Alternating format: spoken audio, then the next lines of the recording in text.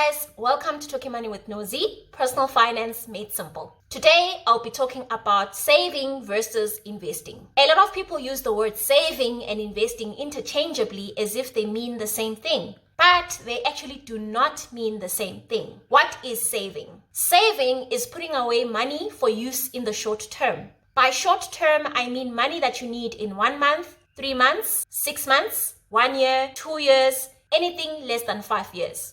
We also save money for emergencies, those unexpected financial costs that pop out of nowhere. Saving, while it's good for your short-term needs, is not for wealth creation. In other words, you cannot become wealthy by saving money only, because there is a silent thief that steals your wealth and destroys the value of your savings. This thief is called inflation. Let me give you examples of the interest that you earn in a savings account. So here's ABSA, here's some of the interest rates. So for a balance of less than 14,999, there's a 0% interest rate. 15,000 to 24,999, the interest rate is about 2.95%. Then there's 3.7%, etc. And the highest interest is 4.25%. Let's look at FNB. FNB's Money Maximizer has got an interest rate of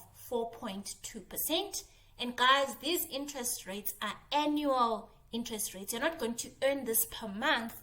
You are earning this per year. Then there's Standard Bank. Standard Bank's Flexi Advantage investment account, the interest is 4.85%. A money market account, 4.5% if your deposit is 100,000 and above. Market Link savings account, 3% interest. Then you have Capitec. Capitec transactional savings account. If you've got a balance between 0 and 9,999, the interest that you're getting is 2.75%. If your balance is between 10,000 to 24,999, your interest will be 2.75%, and the top tier one is 3%. So those are some, not all, of the interest that you can earn from your savings from our big 4 banks. Let me show you real examples of inflation. Let's look at the inflation of petrol, food, as well as energy prices.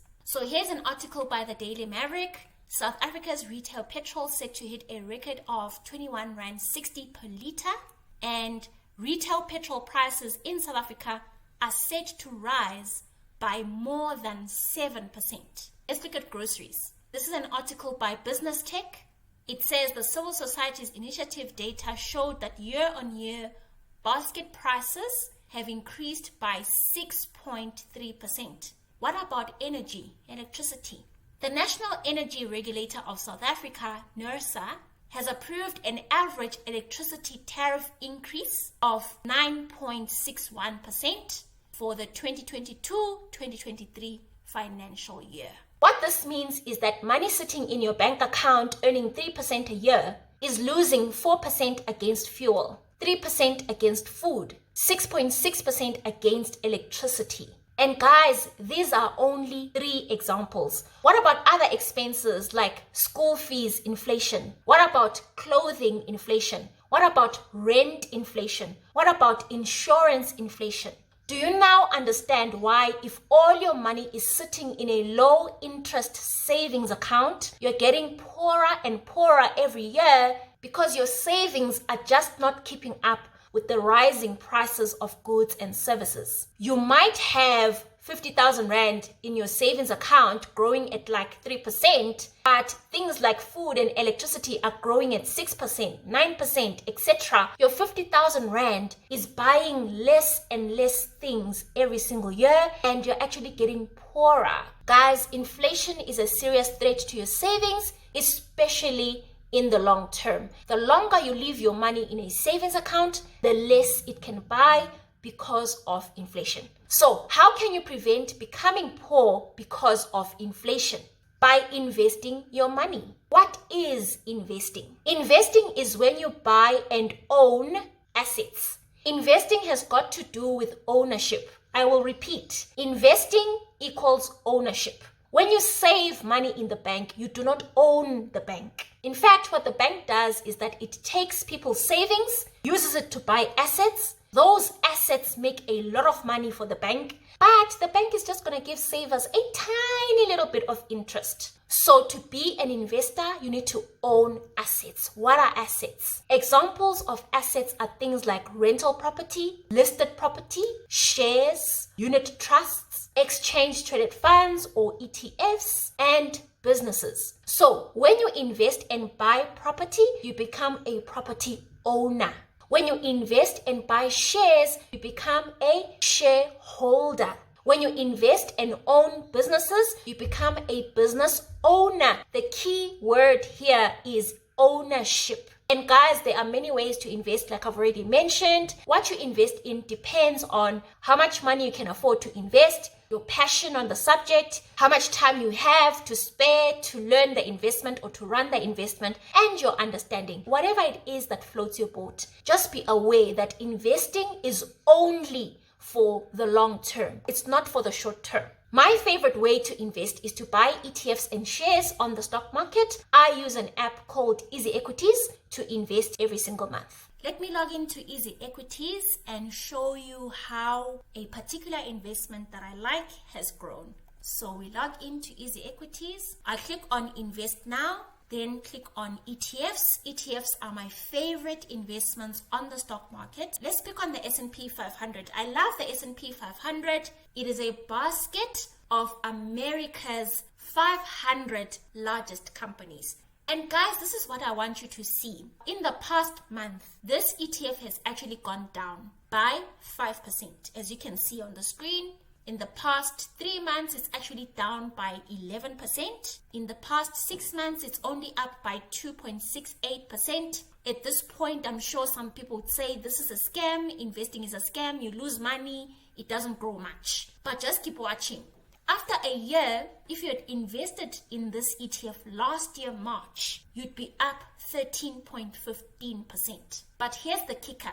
If you had bought this ETF in 2017, which was 5 years ago, you would be up by 120%. What does that actually mean? It means that in 2017, this ETF was around 30 Rand. So let's say you had 10,000 Rand to invest. So you used your 10,000 Rand, you bought these ETFs. You are going to get 333 ETFs. Let's say that was the only investment you made and you went away. How much would you have today in 2022? Today in 2022, it says selling at 67 Rand and 50.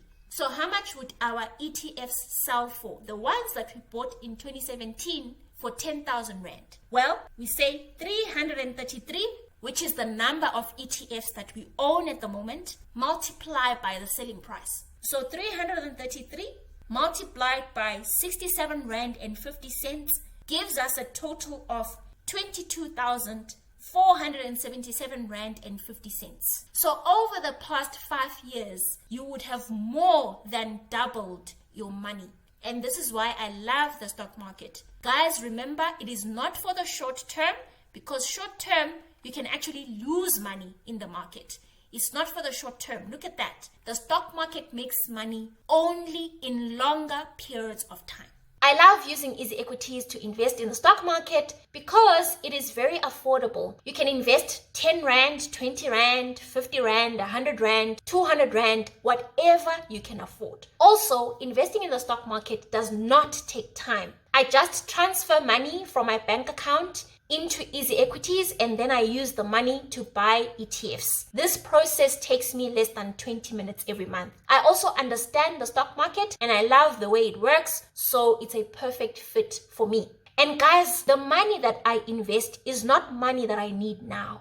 This is money that I am putting away to work, and I want it to grow and beat inflation so that eventually it will be able to replace my income. Many people wrongly think that if you invest today, you are going to start reaping benefits tomorrow. It doesn't work like that. Investing is just like planting seeds. Like an avocado tree, if you are growing it from a seed, it can take 5 to 13 years before the tree is mature enough to produce fruit. As an investor, it is very important to have a long-term mindset. Investments, however, are not as low risk as savings in the short term. When it comes to investing, risk is the price you pay for the reward of higher returns. What risks am I talking about? Well, when it comes to rental property, for example, there is the risk that your tenants could stop paying rent. There is the risk that the area where you bought your property could go down in value. There is the risk of your property getting destroyed by fire or by floods. When it comes to investing in shares, there is the risk that the companies that you bought could become bankrupt and the value of your shares drop and you lose money.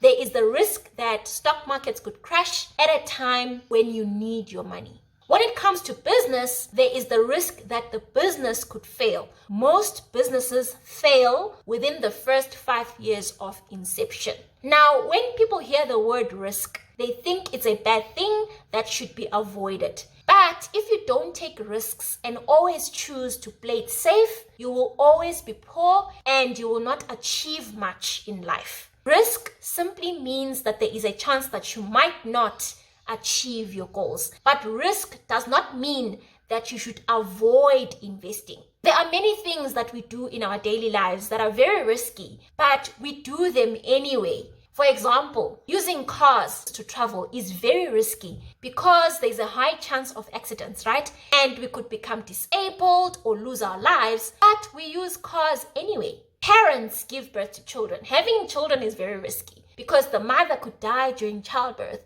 or the child could grow up to become a serial killer or a thief or a drug addict and become a great disappointment to society and their parents, but people still have children anyway. People eat food from restaurants, but they don't know the chef that prepares their food and in what mood they are in whenever they order the food. One day the chef could decide to put poison in the food and kill everyone who's at that restaurant, right? It's a possibility. But even with that possibility, people still eat food from restaurants. We take risks every single day, guys, because life without risks is not life. Only dead people don't take risks. But there are ways of reducing your risk and increasing your chances of reaching your financial goals. Just like with cars, we reduce the risk of serious accidents and death by driving at safe speeds, by servicing our cars so that they are always in good working condition, by putting on our seatbelts, and by obeying the rules of the road.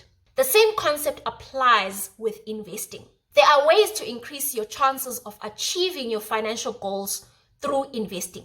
With property, for example, you look for tenants with good credit records. You can also buy properties in different good locations so that if something happens to one property, you have other properties as backup. Also, you insure your properties so that insurance can cover you for any damages from fires or floods or any other disaster. Same thing applies to investing in the stock market. You reduce your risk by buying shares of companies with a good record of making money. You buy shares of different companies that do different things so that if a particular company from a particular industry suffers, you have other companies from other industries as backup. You also buy shares from different countries so that if shares from one country are struggling, you have other shares from different countries as a backup. Guys, here's the thing. The richest people are not those who avoid risk. Rich people take risks and buy properties, invest in the stock market, and own businesses. That's how they become rich and continue to grow richer. But the poorest people are the ones who avoid taking risks. Playing it safe keeps them poor because nothing ventured, nothing gained. So back to the title of this video. Should you save or should you invest? The answer is you should do both. You should save for your short-term needs only. This is money that you need in a short space of time. You save for money for December holidays. You save money for the couch that you've been eyeing for a long time. You save money for a house deposit. You save money for a car deposit. You save money for emergencies. But for your long-term needs, which are 5, 10, 15, 20 years from now, etc., you should invest. You invest money for your retirement. You invest money for your young kids' future university fees. You invest to be financially independent in the future. You invest to grow your wealth. You invest to pass on generational wealth to your children and their children. And guys, please note that saving and investing are not in competition with each other. They are complementary, they go hand in hand.